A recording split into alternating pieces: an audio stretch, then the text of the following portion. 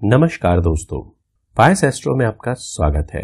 हिंदू धर्म में प्रचलित मान्यताओं के अनुसार सावन का महीना भगवान शिव का महीना है। इस समय हजारों की तादाद में शिव भक्त कांवड़ यात्रा करते नजर आते हैं। वे प्रतिवर्ष पवित्र नदी से जल लेकर भगवान शिव पर चढ़ाते हैं। आइए जानते हैं कि पहला कांवड़िया कौन था और कितने प्रकार की कांवड़ आज के समय में होती है तथा जल चढ़ाने की विधि क्या है। इसके प्रमाण किसी धर्म ग्रंथ में तो नहीं मिलते, लेकिन कुछ घटनाएं हैं जिनसे यह पता चलता है कि इन्हीं से कांवड़ का प्रचलन हुआ होगा। सावन मास की त्रयोदशी के दिन किसी भी शिवालय में जल चढ़ाना लाभदायक माना जाता है। प्रदोष के दिन यानी त्रयोदशी को भगवान शिव को जल अर्पण करना अत्यंत शुभदायी बताया गया है। कांवड़ यात्रा में जल त्रयोदशी को ही चढ़ाया जाता है। आइए दोस्तों, इस पर चर्चा करते हैं कि कांवड़ यात्रा क्यों होती है। इसका पहला प्रमाण जो लोग बताते हैं कि समुद्र मंथन है, जिसमें पहली बार हलाहल विष निकला, जिसे कालकूट भी कहा गया। भगवान शिव ने उसे पी लिया, जिससे उनका कंठ नीला पड़ गया और उन्हें नीलकंठ कहा गया। लोग उस नीलकंठ पर जल चढ़ाकर उन्हें शांत करते हैं। इसलिए हजारों कांवड़िया पवित्र नदी से जल लाकर भगवान शिव को त्रयोदशी के दिन चढ़ाते हैं। इस बात में बहुत हद तक सच्चाई नहीं दिखती, क्योंकि जब देवता लोग समुद्र से निकले अमृत को लेकर जिस रास्ते से गए थे, उस मार्ग पर आज कुंभ का मेला लगता है, तो भगवान शिव के विष पीने जैसी घटना पर कांवड़ का उल्लेख न होना मतलब कि यह घटना वहां से नहीं जोड़ी जा सकती। कुछ लोग मानते हैं कि कांवड़ ले जाने वाले पहले कांवड़िया श्रवण कुमार थे। उन्होंने अपने माता पिता को कंधे पर बैठाकर तीर्थ यात्रा कराई, लेकिन यहाँ पर भगवान शिव का कोई वर्णन नहीं है। इसलिए हम श्रवण कुमार को पहला शिव भक्ति या कांवड़िया नहीं कह सकते। एक और मान्यता के अनुसार परशुराम जी ने भगवान शिव की उपासना के लिए गढ़मुक्तेश्वर से जल ले जाकर बागपत में पुरा महादेव नाम के एक शिव जी का मंदिर है, वहां पर उन्होंने इसे चढ़ाया था। इसके पीछे किसी भी तरह का कथा का वर्णन नहीं है, यानी कोई ध्येय नहीं पता चलता। हम इसे कुछ हद तक सही मान सकते हैं। परशुराम जी भगवान तुल्य तो थे, परंतु वह जननायक नहीं थे, इसलिए यह तर्क की कसौटी पर खड़ा नहीं उतरता। एक मत और है जिसके अनुसार रावण पहला कांवड़िया था। यह घटना समुद्र मंथन से जुड़ी हुई बताई जाती है।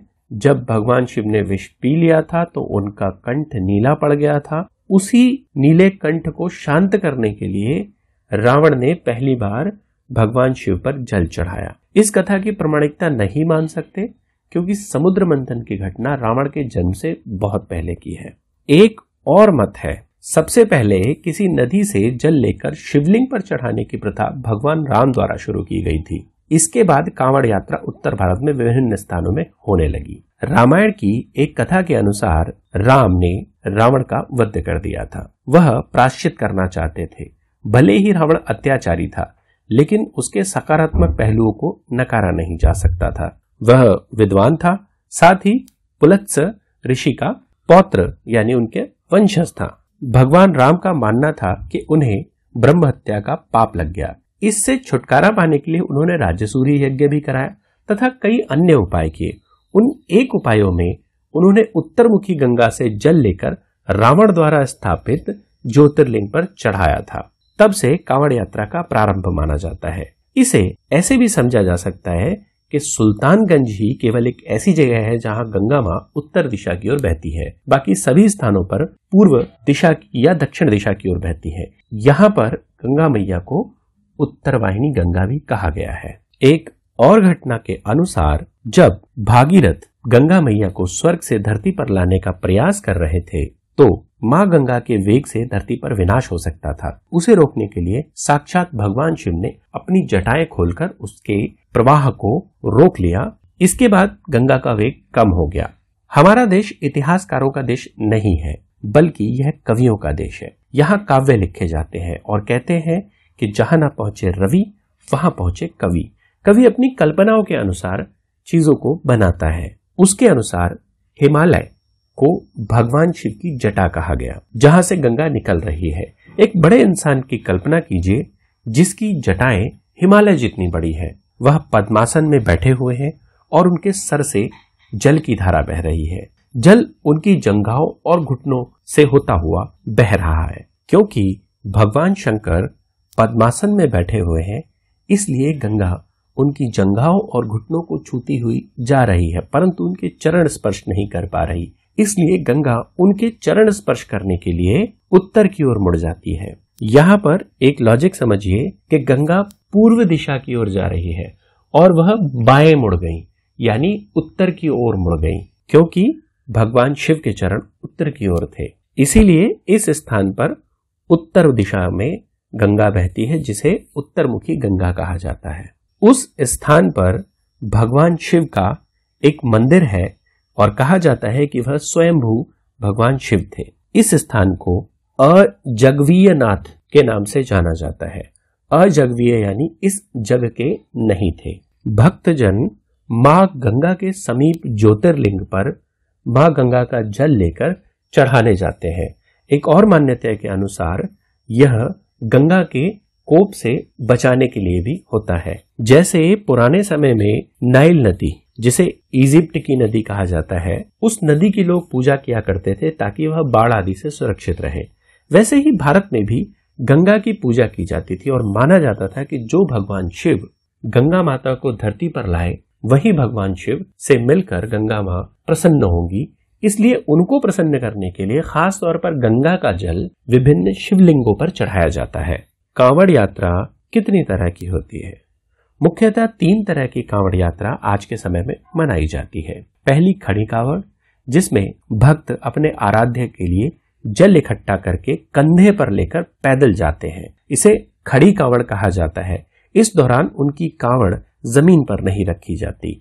यात्रा के दौरान कांवड़ियों को भोजन और आराम करना होता है तो किसी दूसरे को थमा देते हैं या फिर किसी ऊंचे स्थान पर टांग देते हैं। इस कांवड़ यात्रा में एक कांवड़िया दूसरे कांवड़िया के सहयोगी के रूप में चलता है। दूसरी कांवड़, जिसे डाक कांवड़ कहा जाता है, डाक कांवड़ का प्रचलन अभी कुछ सालों से शुरू हुआ है।